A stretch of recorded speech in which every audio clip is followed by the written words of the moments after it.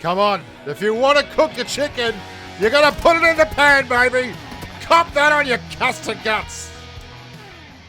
Well, hello there, humans, hippies, earthlings, whoever you are, wherever you are, whatever you're doing, and if you're lucky enough indeed to be doing it too, I'm Bushka. Welcome back to channel, and I've got a cracking video for you today. This is something that I get asked so often. What are your sensitivity settings? What are your settings? What's your field of view? All that kind of stuff. And I'm like, let's do. I'll have a look at this headshot, by the way. How's this not a headshot? Good on you. And I want to talk to you about sensitivity specifically because I just got the iPad Pro 12.9.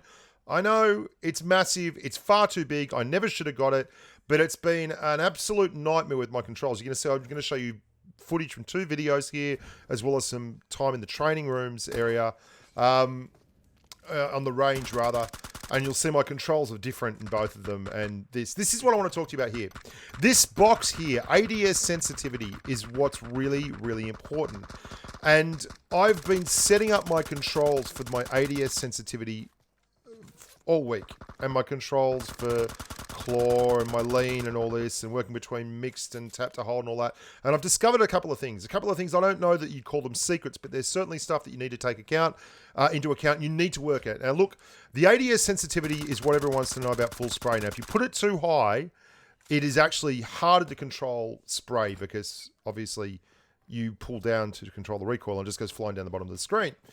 But if you put it too low, you can't move your finger around enough to control the recoil. You've got to find a happy medium.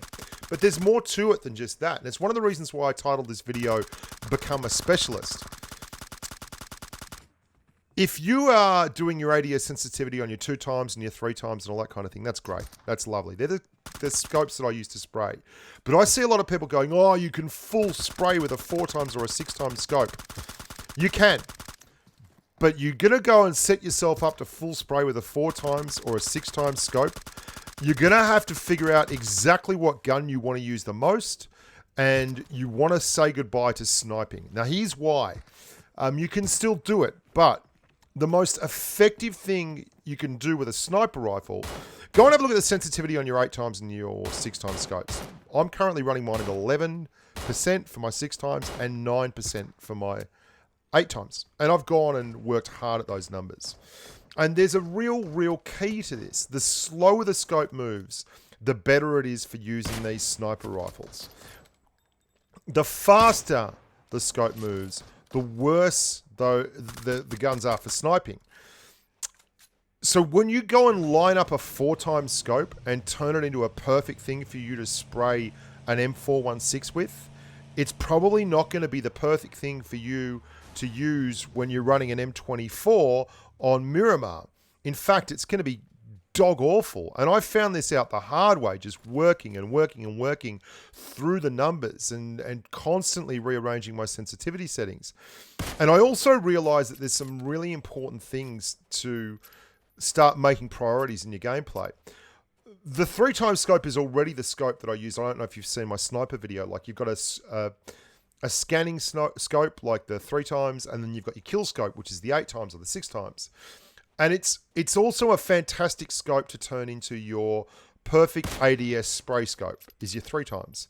But if you start turning that 4 times into a perfect ADS spray scope, and you're on Miramar and you get a Car 98 and you can't get any scope apart from a 4 times, then it's going to be a real competitive disadvantage to have a scope that has so much movement in it that when you're trying to track a target at 300 meters, it's like trying to herd cats. It's like trying to catch the wind. You're just going to ruin things for yourself.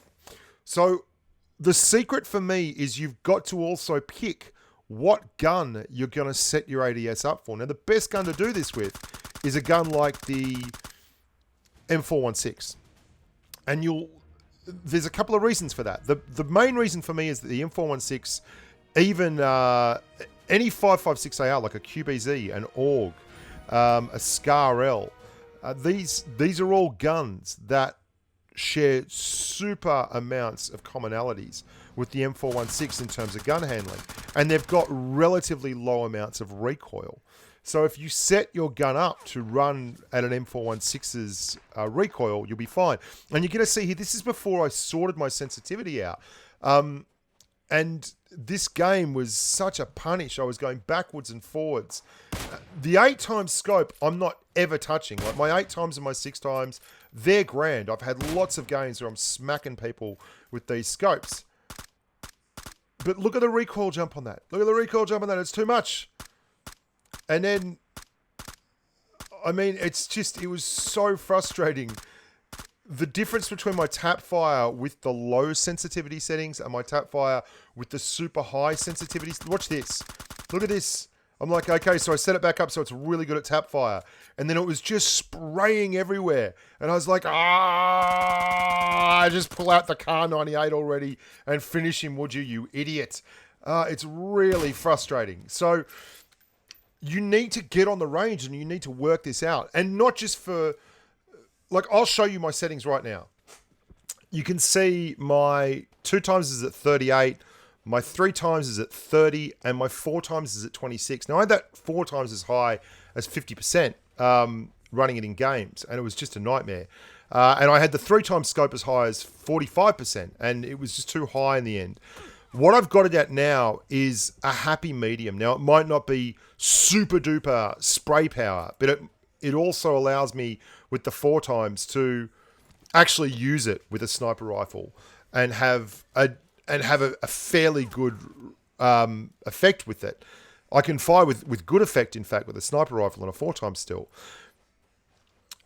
What it's also reinforced to me is that if I've got a gun like a SCAR-L or an M416 and I put a 3x on it, then I can spray the ass off that thing and it will work just fine. And I've set it up perfectly for that. And I can even tap fire really nicely at that kind of level. So what I try and do is run a 3 and an 8 or a 3 and a 6. And I try and leave the 4x alone. It just seems like an unnecessary pain in the ass to run a 4x as my main scope and yet have such a... Like, you run the 4x as your main scope and you're spraying with it and everything, but you get one more level of magnification than you do with a 3x scope. Now, there is so much work that needs to go into this for you guys if you want to set this up. And one of the things that really rammed this home for me the other day was when Ouija and I were running around with a boot camp drop and we got taken out by that STF Pubg guy, and I posted a thing up. Now, there's still people saying he's an emulator user and all that. I don't know, but what I love is the way he moves. So I decided to put my ass into gear and actually work on my movement. And I've been improving my movement. It's been really, really good. And at the same time, I wanted to get better at double tapping the Pro Lean and moving the sight from side to side and tap firing at the same time. And after a while, I decided that I watched his gameplay and then I went and watched Rolex and some of the other guys, and everyone's got really interesting, if you watch them for long enough, they have specific routines, fire routines, I guess would be the best way to say it. And they have specific styles of gameplay. And I went back and I watched my videos again, and just to get some kind of, like, pretended I was watching someone who is completely unknown to me and what I thought of their gameplay. And what I realized was that I don't like tap firing an M416 at 200 meters. It's not my style of gameplay. And I love using sniper rifles and having sniper fights.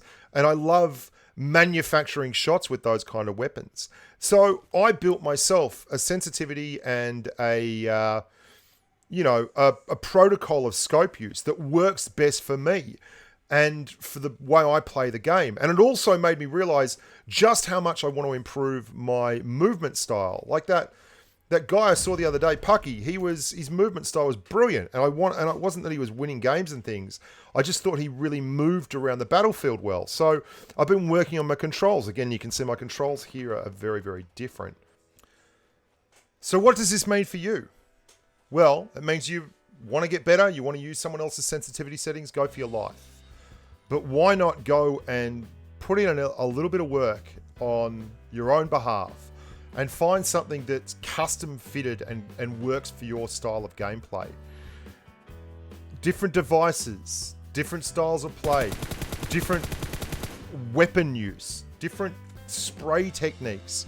It's all really, really important. And remember, I've got a YouTube channel with like 50,000 subs and I got a new device and I'm spending hours on the training range with a barrel and a 4 times, learning how to improve my movement. And, you know, I'm not just playing games. I'm putting in hard yards, and I'm using this and working with a barrel and a 4 times, and then switching over to an M24 and a 4 times and seeing if I can actually use that to work as a scope at the same time. And when I feel comfortable with both those weapons with the right sensitivity, that's how I know I'm happy with it. Hey, it's a long road to hoe, and I love the fact that this game has this kind of nuance and this kind of well, it's difficult. It's not just an easy thing to do. There's a lot that goes into it, and there's more that's customizable than most games. And I also decided to play as a female for once. So I'm, you know, everyone else is doing it. Why not give it a shot? Love your work, guys. Hope that was useful for you. I'm Bushka, and that's my theory on sensitivity. I hope you like it. And until next time, look after yourselves and stay safe on the battlefield. Bye for now.